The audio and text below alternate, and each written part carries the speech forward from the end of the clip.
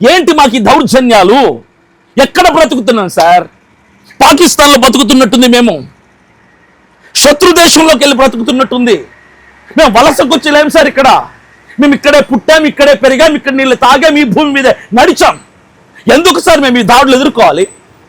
అరే మేము మౌనంగా ఉన్నామని ప్రేమతత్వం చేత కొడితే కొట్టించుకుంటాం, తిడితే తిట్టించుకుంటాం, ఉమ్మితే ఉమ్మించుకుంటామని చెప్పి దాడులు చేసే వాళ్ళు చేస్తుంటే ఇక ప్రభుత్వాలు ఎందుకు సార్?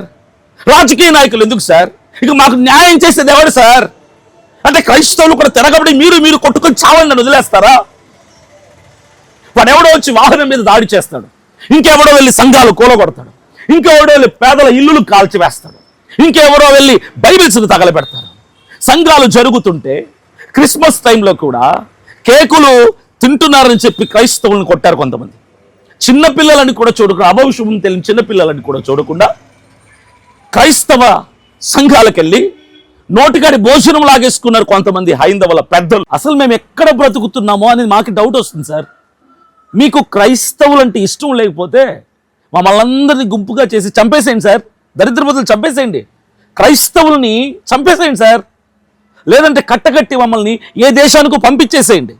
భారతదేశంలో క్రైస్తవులు ఉండటానికి అర్హత లేదు అని అంటే ఎక్కడికైనా పంపించండి, మమ్మల్ని వేరే దేశానికి తరలించండి, లేదా చంపి పడేసేయండి.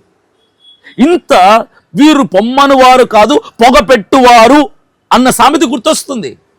మమ్మల్ని పొమ్మనలేక, మమ్మల్ని చంపలేక ఈరోజు క్రైస్తవుల్ని ఎవడు పడితే వాడు దాడులు చేస్తూ, చిన్న సంఘం లేదు, పెద్ద సంఘం లేదు, సువార్థికులు లేదు, క్రైస్తవులు లేదు, క్రైస్తవుడు అని తెలిస్తే చాలు అదేదో ఉన్మాదిలాగా, తీవ్రవాదిలాగా, ఒక ఉగ్రవాదిలాగా ట్రీట్ చేస్తున్నారు ఈరోజు.